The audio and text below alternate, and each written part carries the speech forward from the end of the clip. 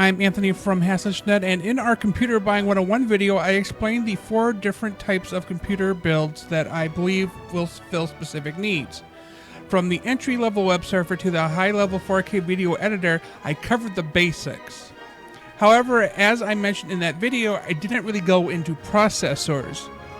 Before we begin talking about individual processors, there are a few specifications that you need to understand: base clock, boost clock, cores, and threads. I'm going to explain them in the simplest terms. Base clock is the lowest processing speed of data. Boost clock is the highest processing speed of data, also known as turbo boost. Cores are the individual processing units within a processor. Threads are the lines of data that the core can process simultaneously. The higher the clock, the more the cores and threads, the faster and hotter the computer will run. In addition, I will only be speaking of the latest generation of processors from their consumer product lines as taken from their respective websites. This video was recorded in early June 2020, so pricing and options may vary by the time you see this video. There are a lot of central processing unit or CPU manufacturers in the world. 2 of the most well-known in the United States are AMD and Intel. I am not going to tell you to only buy CPUs from these 2 companies, but a good rule of thumb that I follow is if I never have heard anything good from the company's products, I do not buy them. Starting with AMD, also known as Advanced Micro Devices, they have 3 product lines that I will be speaking about: Athlon, Ryzen, and Ryzen Threadripper. The first and lowest end processors from AMD are the Athlon series. Athlon is typically found in entry-level computers and some smart devices. Their clocks run between 3 and 4.2 gigahertz with 2 to 4 cores and up to 4 threads.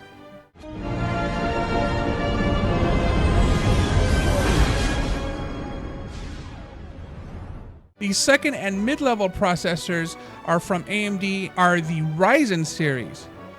Ryzen is typically found in lowest through highest level computers.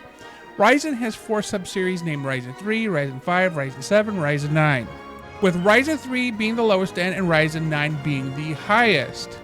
Ryzen 3's clocks run between 3.1 and 4.3 gigahertz with 4 cores and between 4 and 8 threads. Ryzen 9's clocks run between 3.5 and 4.7 gigahertz with between 12 or 16 cores and between 24 or 32 threads respectively. The third and highest level processors from AMD are the Ryzen Threadripper. Threadripper is typically found in the highest level of computers.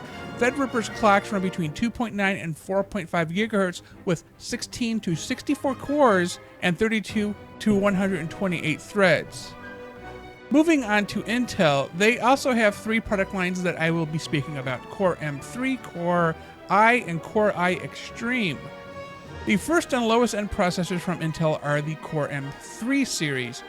M3 may possibly be found in entry-level computers, however, Intel focuses more on mobile devices with this series. Their clocks run between 1.1 and 3.4 gigahertz with 2 cores and 4 threads. The second and mid-level processors from Intel are the Core I series. I series is typically found in lowest through highest level computers. I series has 4 subseries named i3, i5, i7, and i9, with i3 being the lowest end and i9 being the highest. Starting to pick a theme here. i3's clocks run between 3.8 and 4.6 gigahertz with between 2 and 4 cores and between 4 and 8 threads. i9's clocks run between 1.9 and 4.6 gigahertz with 10 cores and 20 threads respectively. The third and highest level processors from Intel are the Core iX and Extreme series, but I will just be saying Extreme from now on. So Extreme is typically found in the highest level of computers. Extreme's clocks run between 3.5 and 4.6 gigahertz, and yes, that doesn't sound impressive, but then with 10 to 18 cores and 20 to 36 threads, there's where it gets impressive. The CPUs are all based on the i9 series, but have enhanced specifications. To answer the potential questions that you may have, on occasion you may see a processor listed as a certain generation.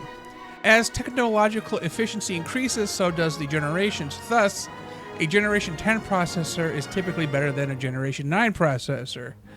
The reasons could be an increase of any or all of the specifications. Another question that you may have is about graphical processing units or GPUs. Many of these CPUs include the ability to process graphics, what you see on your screen. You're seeing this right now. There's a GPU processing it. You may have heard of onboard, air quotes, graphics. Well, that is what it means. The onboard graphics share processor space with the CPU and share the computer's read-only memory, also known as RAM.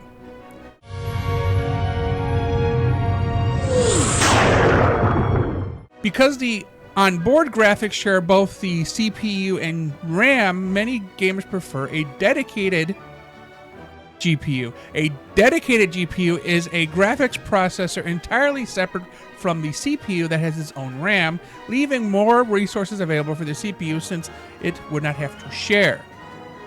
Now, that's not saying that some things do get shared, because many dedicated GPUs also have the ability to share system resources. So don't get me wrong, but just at some point, sharing might happen.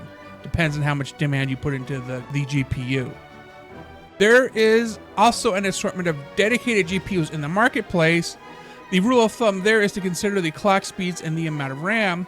You can also consider the memory bandwidth and interface. Higher end GPUs even have cores like a CPU, because it's basically a CPU inside. And again, the higher the numbers, the faster and hotter it gets. As I said in the Computer Buying 101 video, if you have an option between one computer with a certain processor and another with a better processor within a price range that you deem acceptable, buy the computer with the better processor. Sure, you may not exactly know what the difference may be with how you will use it, but I assure you that the better processor will provide you with a better experience, all else remaining the same. With that said, I would encourage you to do your own research, but if you have any questions, feel free to ask in the comments. Thanks for watching, and remember to like and subscribe. Thank you for watching this video. We would also like to thank our contributors and patrons for supporting this video.